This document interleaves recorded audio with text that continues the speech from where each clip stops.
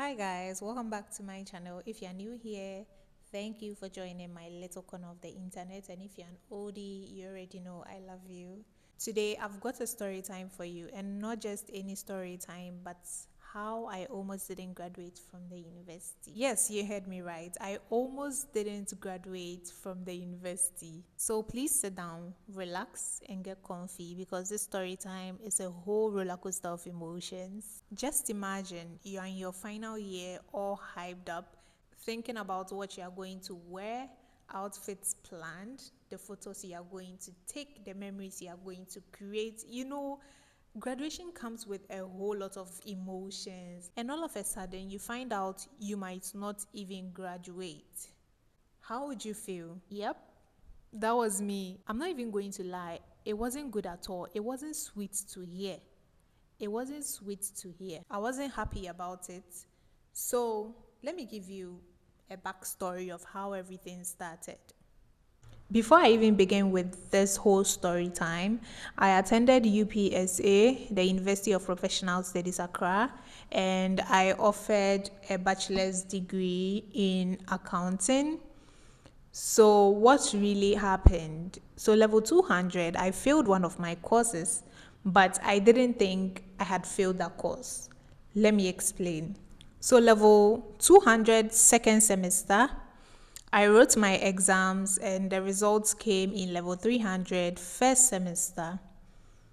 So, when the results came, I had a D in one of the courses, which was, I think, global dimension in business. I had a D and I wasn't happy about it, but I didn't think I was supposed to rewrite the course because I only thought you're supposed to rewrite a course when you get an E and an F in that course.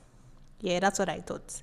I should have done more research, but yeah. I don't know how other institutions do it, but in UPSA, when you fail a course in, let's say, second semester, let me use second semester as an example because I failed one of my courses in my second semester in level 200. So in this case, if you fail a course in second semester, you are supposed to rewrite that course in a second semester. So I failed one of my courses in level 200 second semester. This means that I am supposed to rewrite that course in addition to my courses in level 300 second semester. I hope I'm making sense here. So I was supposed to rewrite it in level 300 second semester, but I didn't because I still didn't think I was supposed to rewrite that course. Does it make sense? No, it doesn't. So from this point, I'm going to be a little bit snappy.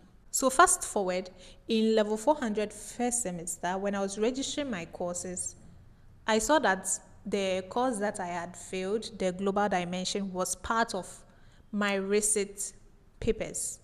That was the only receipt paper that I had. So I was so confused. So I talked to one of my friends in the class and they told me, oh, I had to rewrite that course. And I was explaining to them that I didn't have an E or an F. I had a D.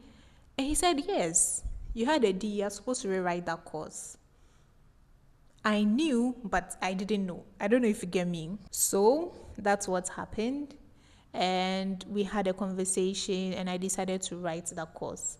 But then that was when I realized if you have a receipt course in second semester, you are supposed to rewrite that course in a second semester. And it was first semester, so I couldn't write it. I was so scared I wasn't going to graduate because it was already first semester in level 400. And I was also a student leader. A lot of people looked up to me, and you can imagine the shame I would feel if they see me going to rewrite a course. Now I think about it and I'm like, I am not the first person who has failed a course. I realized that in my final year first semester, and I was so confused, but I didn't really think it was going to be a problem. So fast forward, level 400 second semester, I registered for the receipt course and I wrote my final year exam. I completed school, and the day for me to rewrite the failed course was after we had finished our papers, but before graduation. And they told us that If you're in your final year and you have a receipt course in second semester, the result would reflect before graduation. So we shouldn't panic. So I wasn't panicking. Fast forward, our final year results came and the receipt course wasn't part of them. I raised the concern, but the leaders told me to calm down because it happens. It's normal. I'm not the first person this has happened to. So I should just relax and that the scores would reflect. So I was calm and relaxed, but the date for the graduation came out. They posted it on social media, in the newspapers, and it was getting alarming. I started getting worried, but they still told me to calm down, so I did. Then few weeks later, the list for graduation was out, so we had to go and pay some graduation fees. I think it was 250 or 450, I've forgotten, but we were asked to pay some amount of money to register for the graduation. So I went to pay that money. So the list for graduation was out and my name wasn't part. So I went to campus and I raised that issue with my department head, like my HOD.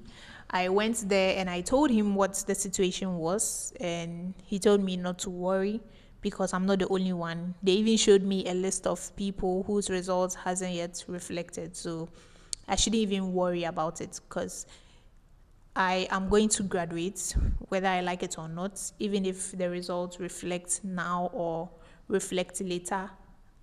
I am still going to graduate. So that shouldn't be a problem. But then the supplementary list came and still my name wasn't part. So then it became more alarming. I was so scared and I was so anxious. I didn't know what to do. So I went back to campus and talked to my HOD about the situation and talked to past leaders to help me with my situation. And they told me it shouldn't be a problem. But now here is the case that the original names for graduation is out. The supplementary list is also out. And my name is not part. So now a lot of questions. What's going on? Am I going to graduate or not? So I kept on asking myself these questions and I was so worried. It wasn't easy at all. And I was so worried that I wasn't going to graduate, but they still kept on assuring me that I was going to graduate. I became calm. I went back to my HOD and I went to the HOD for that course. Do they even say HOD? The head, the lead for that course, as in the head for that course, Global Dimension. I went there and I told them what the situation was, and they told me they are still marking. They're actually done marking, but the scores for that course hasn't yet reflected. So it might delay a bit, but I would still graduate, even if my name is not part of the second supplementary list. So the second supplementary list came, and my name was still not part. So then I became so scared, and I told my parents about it, and they told me to go there and see what's up. So I went back to campus again and I told my HOD. My HOD told me not to even worry at all because I've paid for my graduation fees and I can just go for my gown. So when it's graduation day, I just come and attend the program. Even if my name is not part of the list, it doesn't really matter. I should just come for the program. So it was time for me to go for my graduation stuff. That's the graduation gown, the cap, the scarf, and I think the medal. So I got there, and mind you, the queue was so long. I got there, joined the queue, thinking, oh, I'm going for my stuff because I've paid and all. I joined the queue, and when it was my turn, they checked the list, and my name wasn't part. And I was like, yeah, my name is not part of the first list, but it's part of the supplementary list. They checked it wasn't part, and I said, yeah, they told me that. They told me to come for it. My HOD told me to come for it because my name would definitely be part of it, even if it's not part of the supplementary list. And the guy told me they are using the list that was given to them to share the items. And I said, oh, but then I've paid. So I still have to get the items for graduation. And he said he can't give it to me because my name is not part of the list.